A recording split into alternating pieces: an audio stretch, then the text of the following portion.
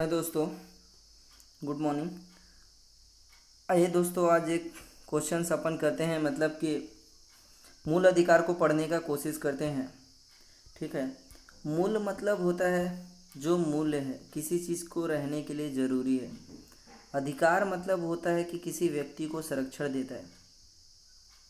तो अगर आपसे ऐसा पूछा जाए कि मूल अधिकार क्या है, तो मूल अधिकार राज्य से सुरक्षा देता है व्यक्ति को।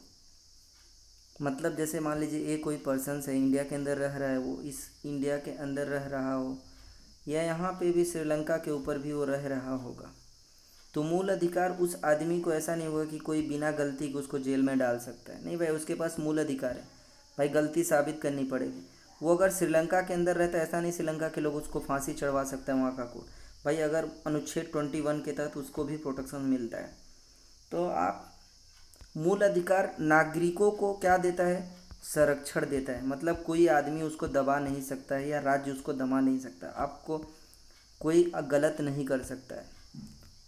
तो क्या अगर केवल नागरिकों के पास मूल अधिकार है? हाँ ब्रदर्स, नागरिकों के पास भी मूल अधिकार है और राज्यों के पास भी है। मतलब केंद्र सरकार ऐसा नहीं कर सकती। राज्यों के पास कैसे है? आर्टिकल 131 के तहत वो सुप्रीम कोर्ट में जा सकते हैं और सुप्रीम कोर्ट डिसाइड कर सकती है कि राज्यों के अधिकार का हनन हुआ है कि नहीं हुआ है। तो राज्यों के पास भी अधिकार है। अगर राज्यों के मतलब जैसे फॉर एग्जांपल अभी छत्तीसगढ़ एनआईए को लेकर गया था और कैब को लेकर सीए बिल को लेकर के केरला गए था, तो आप सोच सकते हैं कि राज्यों के पास भी अधिकार है। अगर राज्यों को जो राज्य सूची में है उनका कानून बनाने की कुछ शक्ति है, अगर राज्यों को लगता है, मतलब समवर्ती सूची में भी बना सकते हैं, लेकिन अगर उनको कानून बनाने का अधिकार किसी ने मतलब उनसे छीन ली है या लगता है कि केंद्र सरकार जो संघ सूची में कानून या किसी प्रकार का कानून बना रही हो, राज्यों के अधिकार का उल्लंघन है, तो वो अपना कंप्लेन करा सकते हैं। क्योंकि भारत में क्या है? संघीय अधिकार है। संघीय अधिकार है मतलब संघीय राजनीति है। कुछ पावर राज्यों के पास है, कुछ पावर केंद्र के पास भी है। भाई कोई आरोपित नहीं कर सकता, इतना बात आपको पता होना चाहिए।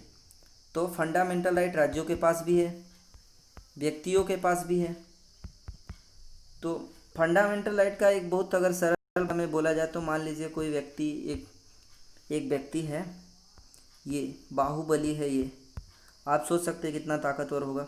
ये चिंटू मिंटू हमारा है, ठीक है, एक छोटा आदमी है। तो ये आदमी कहता है कि तुम मेरे लिए पानी लाओ, तुम मेरे लिए ये काम करो, ये काम करो, तुम मेरा खाना बनाओ, तुम मेरा पैर मीसो, मतलब जो भी काम बोल दिया। तो क्या ये आदमी इस आदमी के खिलाफ एक्शन नहीं ले सकता है? भाई इसके पास क्या मूल अधिकार नहीं है? पक्का है, इस आदमी के पास मूल अधिकार है, भले ही से ये कमज़ोर है। तो ये कमज़ोर आदमी को क्या होता है? संरक्षण देता है। आप ऐसा समझ सकते हैं, किसी व्यक्ति से भी और किसी सरकार से भी, चाहे वो राज्य सरकार हो, चाहे केंद्र सरकार हो, चाहे कोई भी हो। तो मूल अधिकार क्या है? व्यक्तियों को सुरक्षा देता है।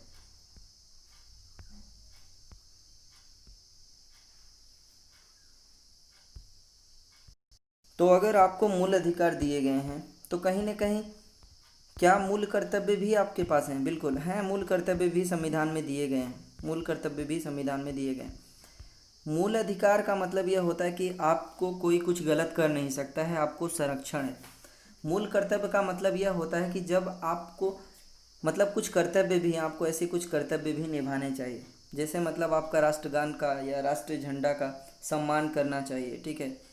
तो यह आपको मूल कर्तव्य है, मतलब आपको भी कर्तव्य दिया गया है। जैसे इसका बहुत सरल एग्जाम्पल है, एक आदमी है जो देखने का काम करता है, बॉडी गार्ड है किसी का, ठीक है। अगर वो काम किया है, मतलब कर्तव्य किया है, तो भाई उसके पास अधिकार है, उसके पास अधिकार है कि वो पैसा मांग सकता है अपने मालिक से, अपने मालिक से। मालिक उसका यह नहीं कह सकता कि मैं पैसा नहीं दूंगा, क्योंकि उसने अपना मूल कर्तव्य काम किया है।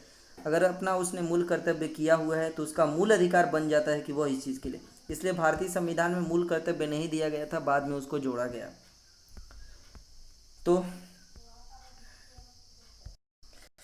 तो संविधान में कहाँ कहाँ अगर बोले कि मूल अधिकार संवैधानिक अधिकार है, तो बिल्कुल है भाई। जब इतना मैं बता रहा हूँ तो आपको कौन संरक्षण देता होगा?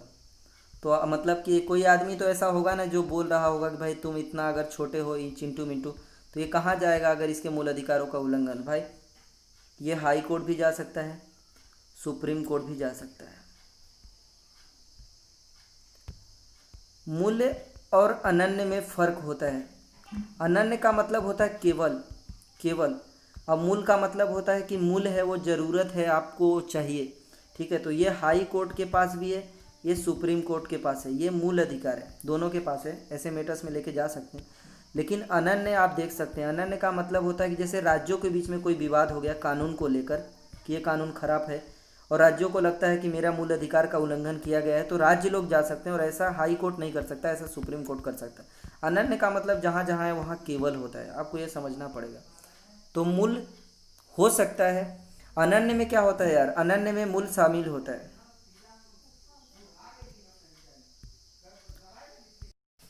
आपको यह बात समझनी पड़ेगी दोस्तों कि जो मैं बात कर रहा था मूल अधिकार के बारे में, भाई ये क्या इंडिया में पहली बार दिया गया? बिल्कुल। आप सोच सकते हैं कि मूल अधिकार अमेरिका में था, और अमेरिका में, भाई इंडिया में जैसा मूल अधिकार है वैसा अमेरिका में मूल अधिकार उससे अलग है, मतलब उससे बढ़िया है।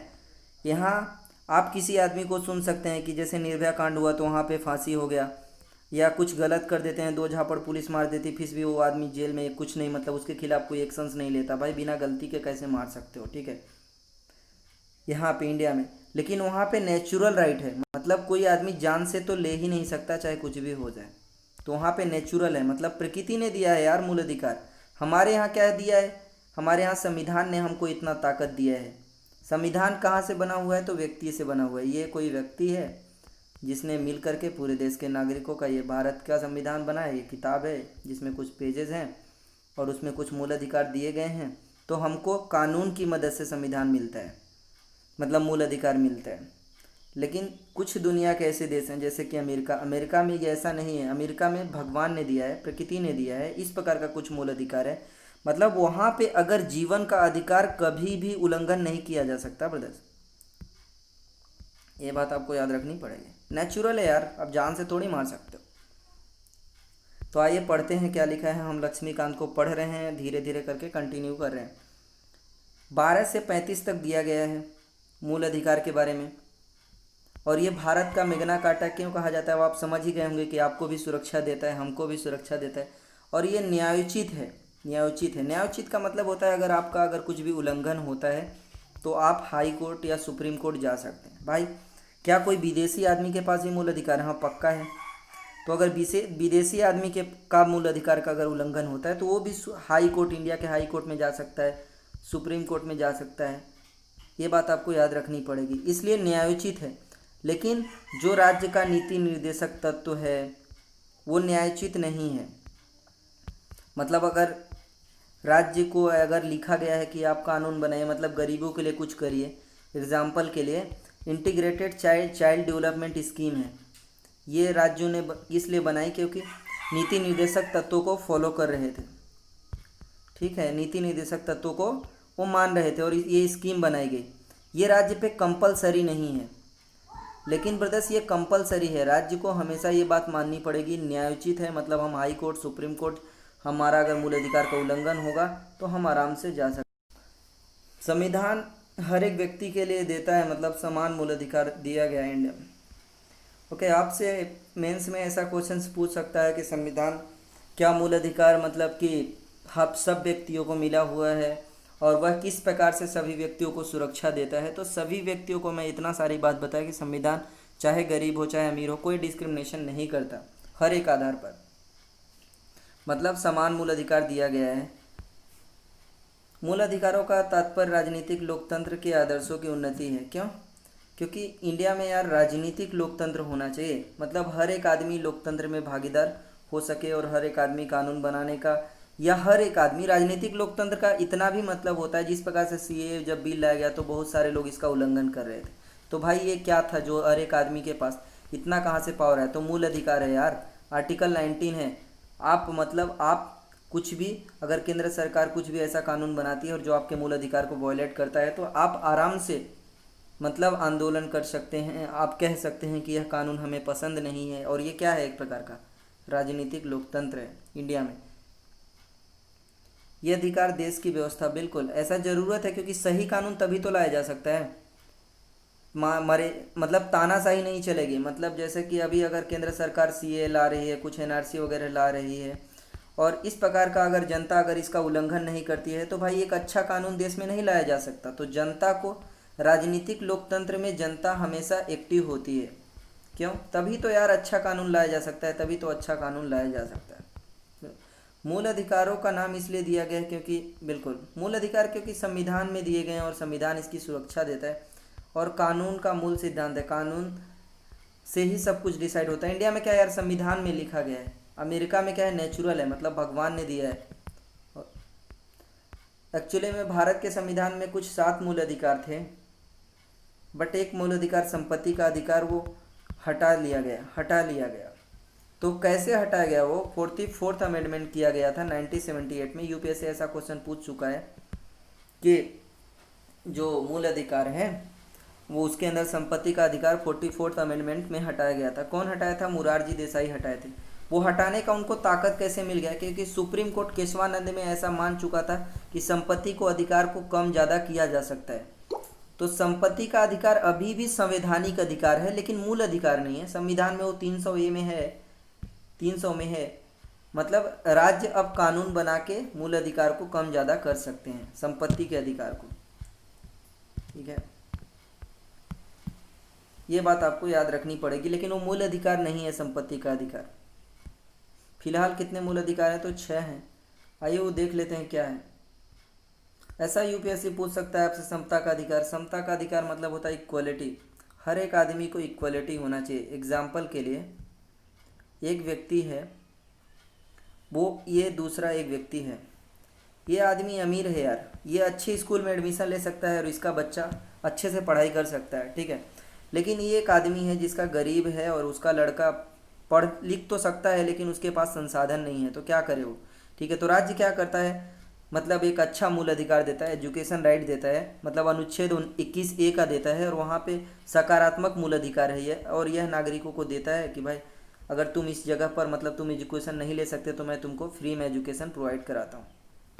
तो ठीक है, अब ये क्या हुआ, ये आदमी तो पहुंच जा रहा था, ये आदमी नहीं पहुंच पा रहा था, तो इनको कहीं ना कहीं अधिकार दिया गया कि तुम भी पढ़ाई कर सको, पढ़ लिख सको, और तुम भी उस बराबरी की भावना तक आ सको।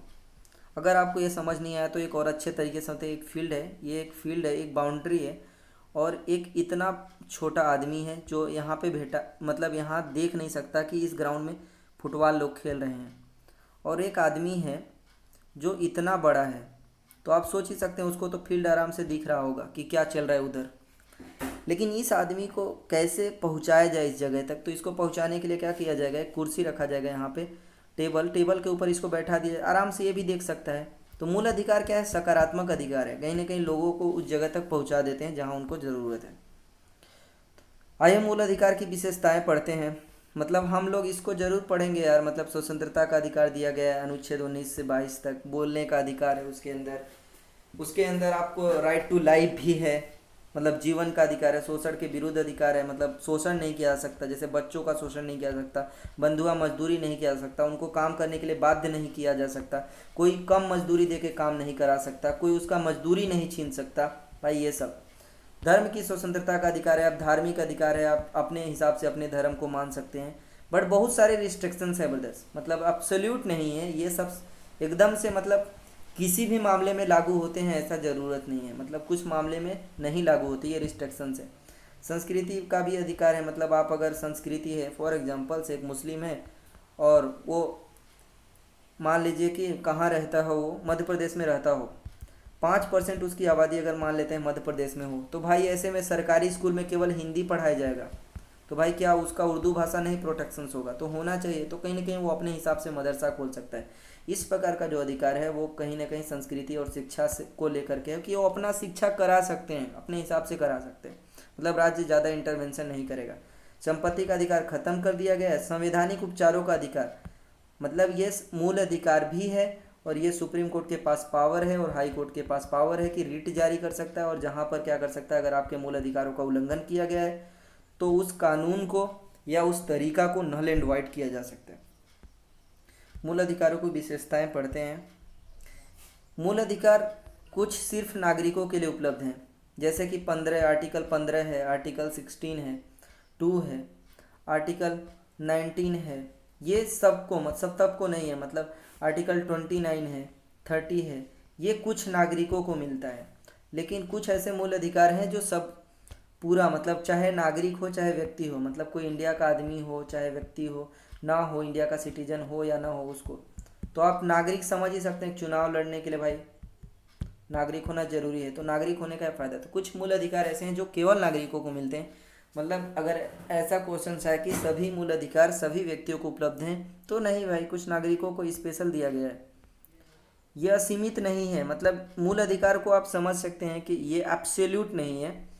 मतलब ऐसा नहीं है कि आपका मूल अधिकार है, मतलब बोलने का अधिकार दिया गया है आपको, वाक एवं अभिव्यक्ति की स्वतंत्रता दी गई है, तो आप प्रिंट कर सकते हो, प्रेस छाप सकते हो, आप अपना चीज़ें लिख सकते हो, आप अपना विचार व्यक्त कर सकते हो, आप किताब कापी बना सकते हो, आप छाप सकते हो, आप ये सब जो अधिकार है ना ब्रदर्स, मैं आर्टिकल 19 की बात कर रहा हूँ। अगर ये मूल अधिकार है, इसका मतलब यह नहीं कि आप कुछ भी कर सकते हो। आपको बोलने का अधिकार दे तो आप किसी को गाली दो, सड़क पे ऐसा बोलो, भाई ऐसा नहीं है। मूल अधिकार एब्सोल्यूट नहीं है, मतलब उसको कम ज़्यादा किया जा सकता है, और ऐसा कम ज़्यादा कुछ मामलों में संसद कर सकती है, कुछ मामलों में विधानमंडल कर सकती है। कुछ मामलों को छोड़ दो तो ज़्यादातर अधिकार क्या है, राज्य के खिलाफ है। अब राज्य के अधिकार कैसे खिलाफ है, जैसे आर्टिकल 15 देख लो यार, आर्टिकल 17 देख लो यार। 17 पे क्या है, अस्पृश्यता है, अनटचेबिलिटी है। मतलब छुआछूत को, अगर कोई राज्य भी अगर छुआछूत को बढ़ावा देता है तो उसको भी नल एंड वाइड किया जा सकता है। ये एब्सोल्यूट राइट है, मतलब इसको किसी भी मामले में नहीं नल एंड वाइड किया जा सकता है, किसी भी मामले में। और ऐसा ये व्यक्तियों के भी खिलाफ है, मतलब कोई व्यक्ति छुआछूत को नहीं बढ़ा सकता है। आप समझ ही सकते हैं, छुआछूत का मतलब यह नहीं होता कि कोई आदमी इस आदमी को छू रहा है।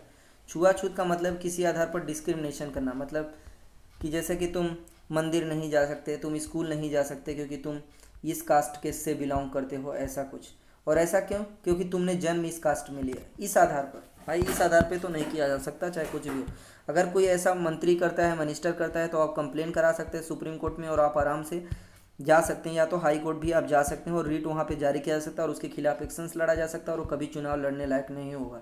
आपको अपने मूल अधिकार में हमेशा एक्टिव रहना पड़ेगा। क्यों, क्योंकि मैं एक चीज़ बताया था, राजनीतिक लोकतंत्र तभी अच्छा बनेगा जब व्यक्ति क्या होगा, अपने मूल अधिकार के प्रति जागरूक रहेगा। कुछ अधिकार क्या है, नकारात्मक हैं, मतलब व्यक्तियों के लिए ज़्यादा सुविधा दे देते हैं, राज्य को बोल देते हैं तुम ऐसा कर ही नहीं पाओगे, ठीक है। ये न्यायोचित है, आपको मैं पहले ही बता चुका हूँ। मतलब आप हाई कोर्ट जा सकते हैं, सुप्रीम कोर्ट जा सकते हैं, अगर आपका अधिकार उल्लंघन होता है।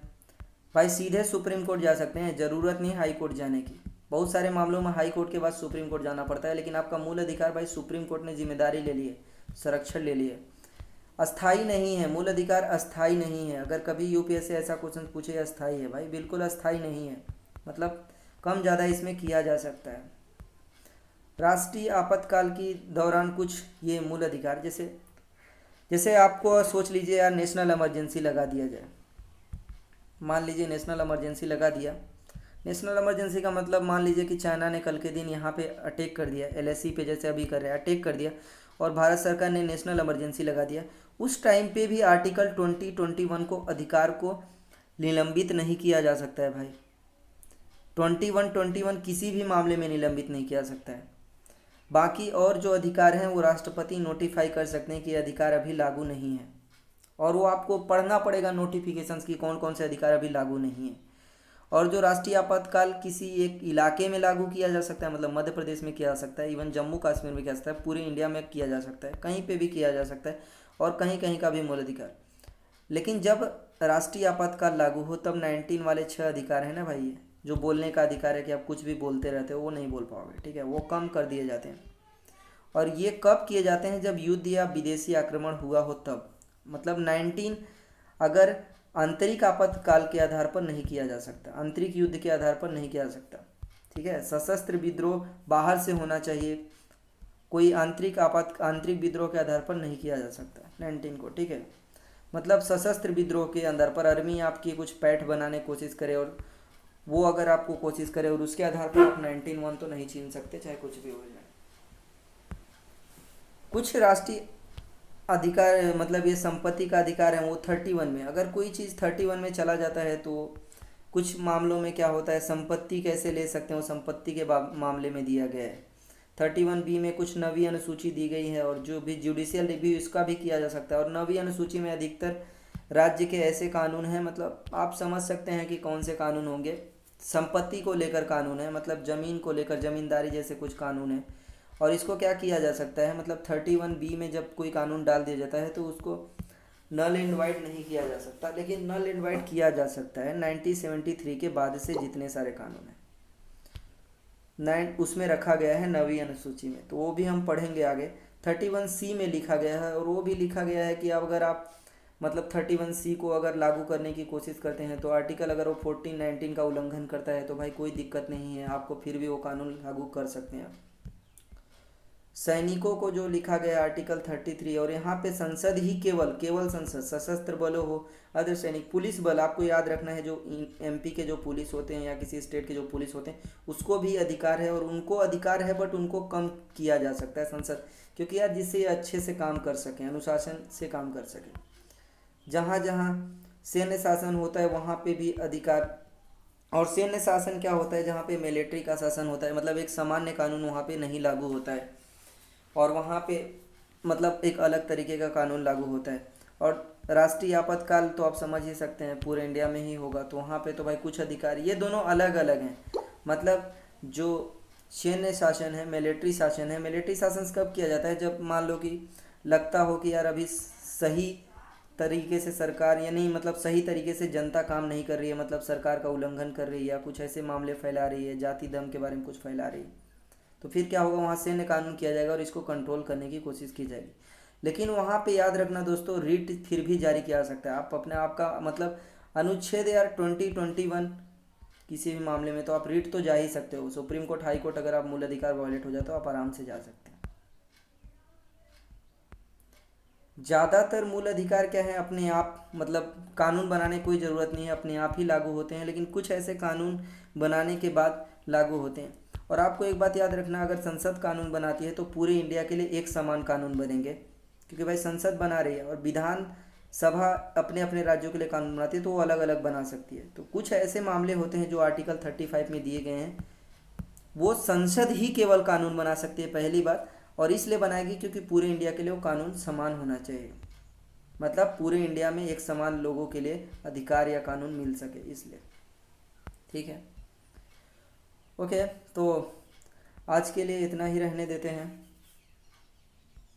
आपको इतना बात याद रखनी पड़ेगी दोस्तों कि मूल अधिकार एब्सोल्यूट नहीं है, जैसे यहाँ पे बात जो लिखा गया था कि मूल अधिकार एब्सोल्यूट नहीं है, रेस्ट्रिक्शंस किया जा सकता है, ऐसी चीज़ें सब आपको ध्यान में रख के ही पढ़नी पड़ेगी। ओके, आपको कैसा लगा आप जो बता सकते हैं। Thank you so much. और आपको अगर अच्छा लगता है तो हमारा चैनल सब्सक्राइब करना न भूलें, और क्या सुधार किया जा सकता है आप ज़रूर रिकमेंड कर सकते हैं।